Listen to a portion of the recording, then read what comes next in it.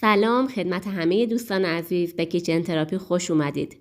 فکر میکنید ساده ترین و سالم ترین راه تقویت حافظه چیه؟ چه کار کنیم که به آلزایمر مبتلا نشیم؟ اصلا راه حلی داریم؟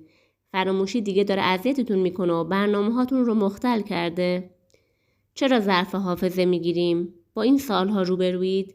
به عنوان یک خانم خونه و کسی که مهمترین نقش رو در سلامتی خانواده داره، چه کارایی میتونیم انجام بدیم که به تقویت حافظه کودکانتون و خودتون کمک کنید و تمام راه‌های مبتلا به آلزایمر رو برای خودتون و خانواده محترمتون ببندید؟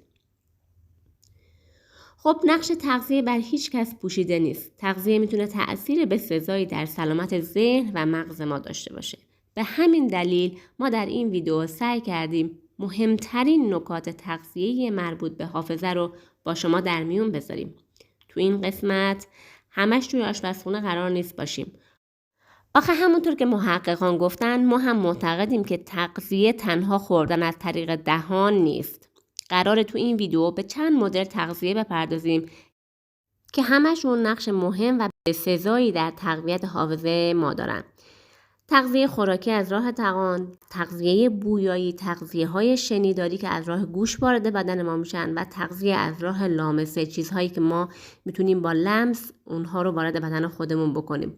خب از اونجایی که نوزادا همیشه برای ما جذاب بودن و دوست داشتنی و دیدنشون لبخند روی لبای ما میاره، تصمیم گرفتم بحث رو از دوران شیرین و نوزادی شروع کنم.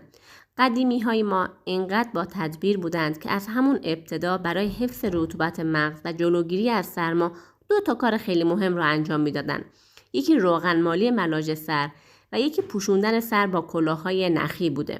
با توجه به اینکه طبع مغز بدن ما سرد و مرطوب هست، این 2 کار ساده میتونه نقش مؤثری در تقویت مغز و گرم نگه داشتن اون داشته باشه که نوعی تغذیه برای پوست میتونه محسوب بشه و خوبه که این 2 کار رو حتی تا بزرگسالی هم انجام بدیم. میتونیم 2 ساعت قبل از حمام رفتن ملاج سر رو با روغن‌های گرم مثل روغن سیاه‌دانه چرب کنیم. اما ملاج سر کجا هست؟ اگه شما انگشت کوچیکتون رو روی بینی قرار بدید و وجب کنید به سمت وسط سرتون، جایی که انگشت شست شما به اونجا میرسه، اونجا ملاج هست که چرب کردن این ناحیه موجب تقویت حافظه در همه سنین میشه و کلاه سر گذاشتن هم که از قدیم بوده و هست و تأثیرش هم که فوق‌العاده‌ایه. خب حالا شنیدین میگن ترشی نخوری یه چیزی میشی؟ بله، این ضرب المثل درسته. خوردن غذاهای با طبع سرد به افراط باعث غلبه سردی و در نتیجه کندی حافظه میشه.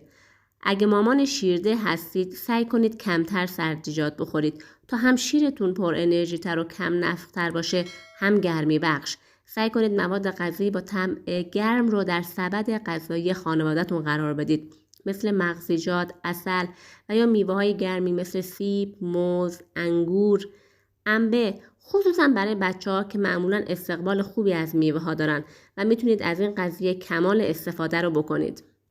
یک خانم خونه اگه بتونه طبع و مزاج مواد غذایی رو بشناسه، میتونه استفاده خیلی بهتر و بجاتری از مواد غذایی داشته باشه.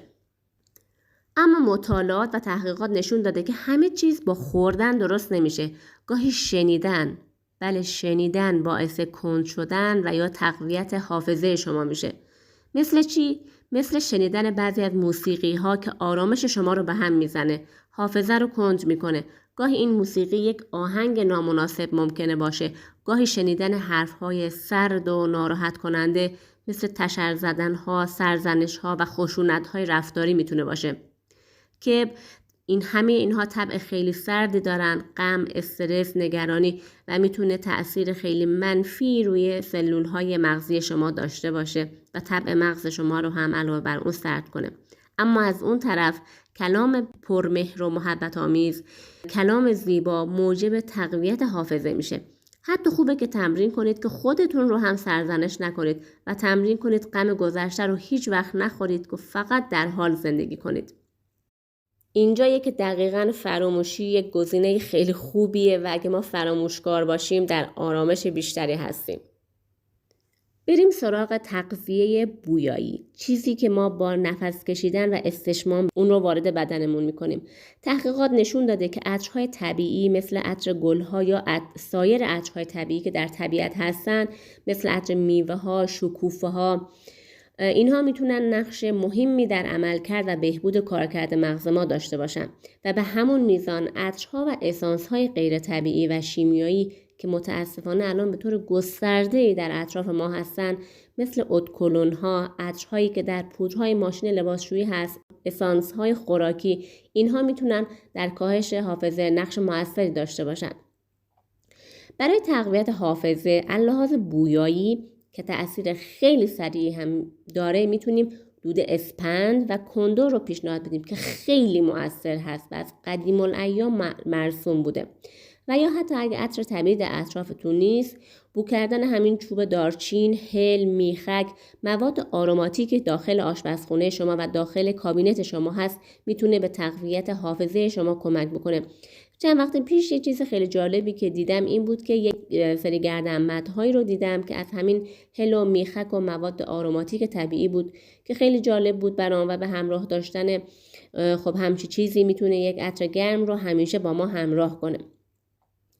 مواردی که گفته شد نقش مهم و بسزایی در تقویت حافظه شما داره. وقتی شما دچار فراموشی از نوع سردش شدین که معمولاً به مرور زمان هم ایجاد شده، اما گاهی میبینیم یک وقتهایی یه چیزایی رو خیلی زود فراموش میکنید.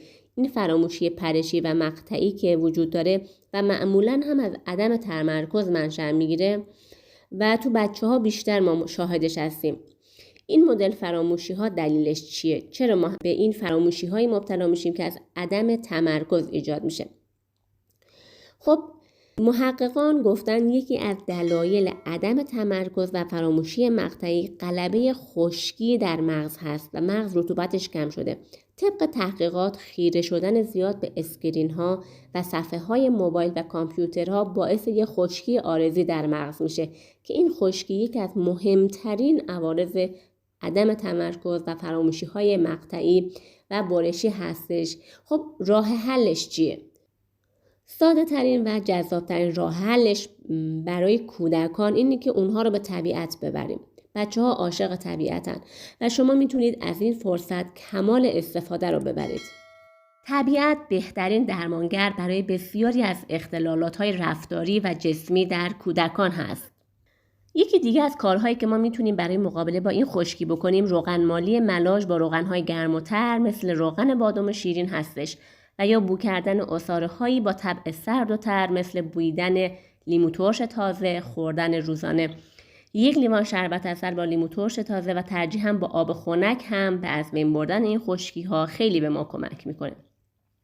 همچنین بخور میتونه رطوبت خوبی به مغز برسونه و علاوه بر رطوبت میتونه به بهبود عملکرد دستگاه تنفسی ما و تقویت اون کمک بسزایی بکنه. پوستتون رو هم شفاف میکنه. بخور بابونه و یا بخور اوکالیپتوس و یا هر بخور دیگه میتونه در این مورد به ما کمک کننده خوبی باشه. خب به پایان مطلب رسیدیم. امیدوارم این ویدیو براتون مفید بوده باشه و عزیزانتون و خودتون همیشه در صحت و سلامتی و شادی به سر ببرید. روزتون خوش. خدا نگهدار.